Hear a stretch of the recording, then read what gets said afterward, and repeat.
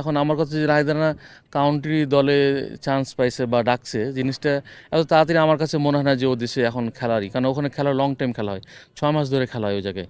তারপরে মানে লং অবস্থান ম্যাচ হয়, ওয়ান ডে হয়, টি-20 ম্যাচ হয়। তবে বাংলা ওই সব খেলা খেলতে গেলে বাংলাদেশ হয়ে যে খেলাটা থাকে ওই জিনিসটা তার হয়তো বা কম খেলা হবে।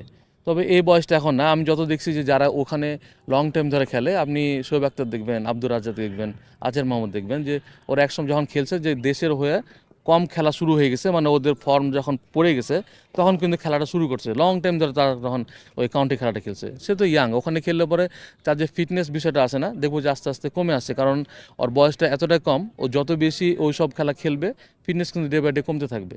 সো এখন ওকে ডাকছে, যে গুড লাক, আমারও ভালো লাগছে যে তাকে কাউন্টি দলে তাকে মানে কল করেছে বেশ কয়েকটা টিম। এটা ওর জন্য বা আমাদের জন্য, বাংলাদেশ ক্রিকেটের জন্য অবশ্যই এটা খুশির খবর। তবে আমার কাছে মনে হয় না যে এই সময় তার কাউন্টি খেলা উচিত।